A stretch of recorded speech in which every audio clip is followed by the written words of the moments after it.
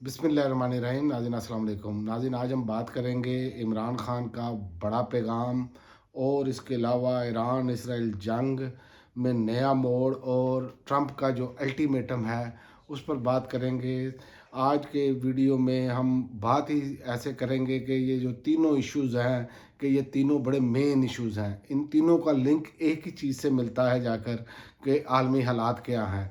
अब सूरत हाल ये बन चुकी है कि आप यहीं से अंदाज़ा करें कि सबसे पहले तो इमरान खान के हवाले से हम बात कर लें कि इमरान खान और अंदरूनी सियासत।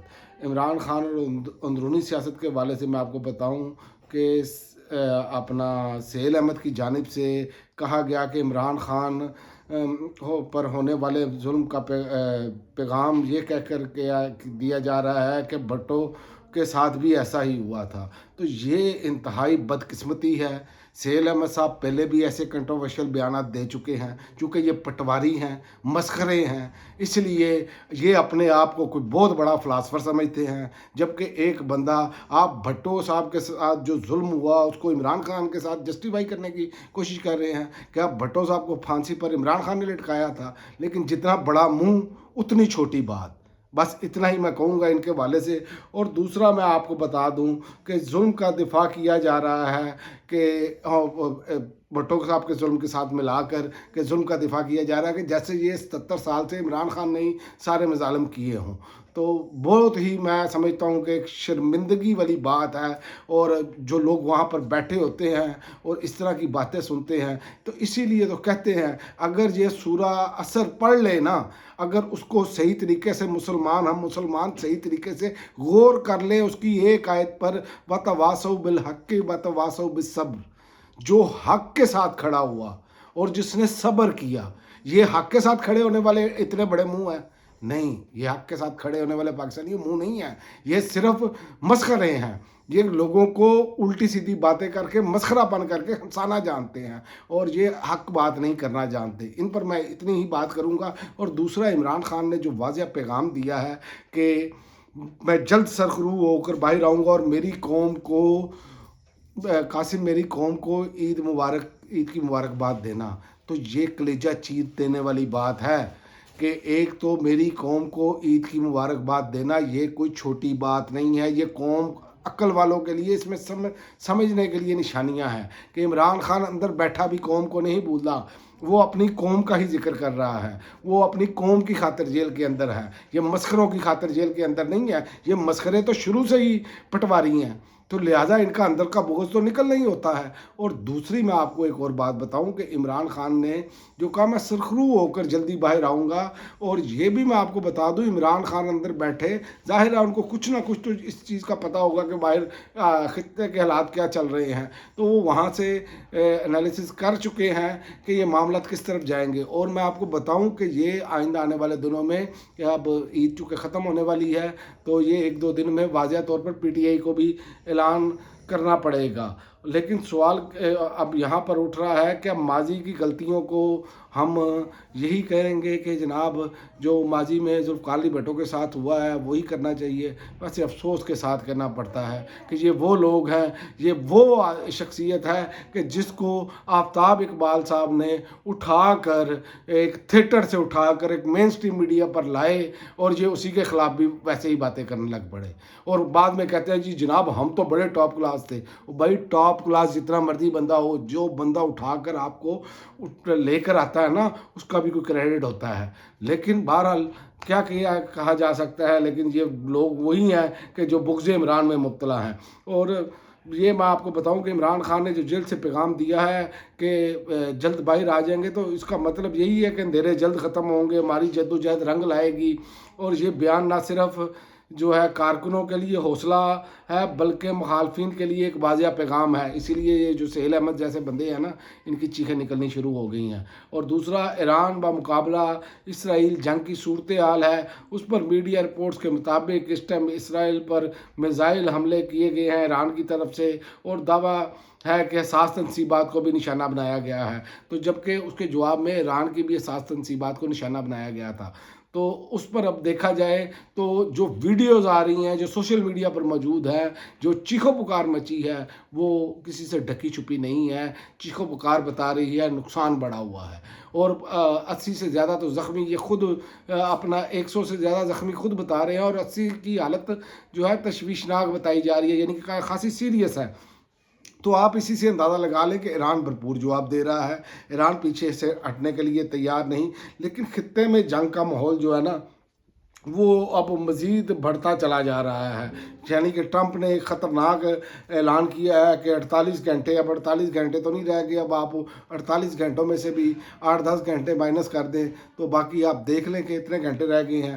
اس حوالے سے ٹرمپ نے کہا ہے کہ اگر آبنائے ہورمز جو ہے بند کی گئی تو وہ امریکہ براہ راست اب جو ہے وہ ایکشن لے گا۔ آبنائے ہورمز کی اہمیت کیا ہے؟ یہ وہ راستہ ہے جہاں سے دنیا کی بڑی مقدار میں تیل گزرتا ہے، تو صرف مشرق وسطیٰ نہیں پوری دنیا متاثر ہوئی ہے اس ٹائم، اور پوری دنیا کے لیے یہ امریکہ نے اور اسرائیل نے یہ مسئلہ پیدا کیا ہے۔ اور چوتھا اسی جنگ کے ساتھ جڑا ہوا بڑا اقدام ہے سعودی عربیہ کا، کہ سعودی عربیہ نے ایرانی سفارت خانے کے عملے کو 24 گھنٹے کے اندر اندر جو ہے ملک چھوڑنے کا حکم دیا ہے۔ یہ اقدام اس بات کی نشاندہی کر رہا ہے کہ حالات کس قدر سنگین ہو چکے ہیں، اور اس حوالے سے سفارتی تعلقات کا اس طرح ختم ہونا اکثر بڑے تنازع کی علامت ہوتا ہے۔ یہ میں آپ کو بتا دوں کہ یہ صورتحال اب جو ویک شروع ہو رہا ہے نا، وہ اب بڑا ہی اسے کہہ لیں کہ فیصلہ کن موڑ شروع ہو رہا ہے۔ اس میں اس وقت دیکھیں دنیا ایک انتہائی نازک موڑ پر کھڑی ہے، اور ایک طرف عالمی جنگ کے بادل بھی منڈلا رہے ہیں۔ یہ اب صورتحال عالمی جنگ کی طرف بڑھتی ہوئی نظر آ رہی ہے، جس طرح کی امریکہ حرکتیں کر رہا ہے، اور دوسری جانب سعودی عربیہ کا ایران کے سفیروں کو نکل جانے کا حکم۔ اس کا مطلب ہے کہ عرب ممالک اس جنگ میں آنے جا رہے ہیں، اور عرب ممالک اگر اس جنگ میں آتے ہیں تو کیا پاکستان اس سے بچ پائے گا؟ پاکستان اس آگ سے کہ ہیٹ سے دور رہ پائے گا یا اس میں کودے گا؟ یہ بھی ایک بڑا سوال ہے کہ پاکستان کے لیے بھی بڑی مشکل پیدا ہو جائے گی۔ اس کی وجہ یہ ہے کہ ایک طرف عرب ممالک کے ساتھ بھی پاکستان کے بہت اچھے تعلقات ہیں، اور دوسری جانب ایران آپ کا ہمسایہ ملک ہے، اور پاکستان کے ساتھ آپ دیکھیں کہ ایک طرف بھارت کی سرحد لگتی ہے، وہ اس پر ہم ہر ٹائم جو ہے وہ کچھ نہ کچھ شرارت کا اندیشہ رہتا ہے۔ اسی طرح افغانستان میں ہمارے معاملات وہاں پر بھی خراب ہے۔ اگر ہم اس جنگ میں کسی نہ کسی طرح سے ڈائریکٹ یا انڈائریکٹ پاکستان شامل ہوتا ہے تو ایران والا بارڈر بھی ہمارا جو ہے وہ کشیدہ ہو جائے گا، تو ہم تو چاروں طرف سے جو سیکورٹی کے حوالے سے ہے وہ پریشان ہو جائیں گے۔ تو لہذا پاکستان کو تو میں سمجھتا ہوں کوشش کرنی چاہیے کہ کسی نہ کسی طریقے سے اس میں وہ کردار ادا کرنا چاہیے کہ جس میں کوئی بیچ والا راستہ نکل آئے، جس میں ان لوگوں کے درمیان صلح کے معاملات کروائے جائیں۔ لیکن دیکھتے ہیں کہ پاکستان اس پر کیا کرتا ہے۔ ظاہر ہے پاکستان پوری کوشش کرے گا کہ وہ اس جنگ میں براہ راست فریق بننے کے، بلکہ دونوں ممالک میں صلح کرانے کے، عربوں میں اور ایران میں، کم از کم ان ممالک میں تو اپنا اثر و رسوخ پاکستان دکھائے گا۔ اور ایک اور میں آپ کو بتا دوں، اور دوسری طرف جو پاکستان میں سیاسی کشیدگی عروج پر ہے نا، اس سے بہت سارے سوالات پیدا ہو رہے ہیں، کیونکہ آنے والے دن مزید بحران لا سکتے ہیں، کیونکہ سیاسی کشیدگی جیسے یہ سہیل احمد جیسے، میں کیا کہوں، یقین کریں کہ میں اس بندے کو بڑے شوق سے ہم اس کی کامیڈی دیکھتے رہے ہیں، بچپن سے ہم دیکھتے آئے ہیں، لیکن یہ بندے پتہ نہیں مت ماری گئی ہے ان کی کیا ہے، کس طرح کے بغض عمران میں یہ لوگ مبتلا ہیں، اور اپنے لیڈران کو یہ دیکھتے نہیں ہیں، کھاتا ہے تو لگاتا بھی ہے، اور اسی طرح کے یہ معاملات کرتے ہیں۔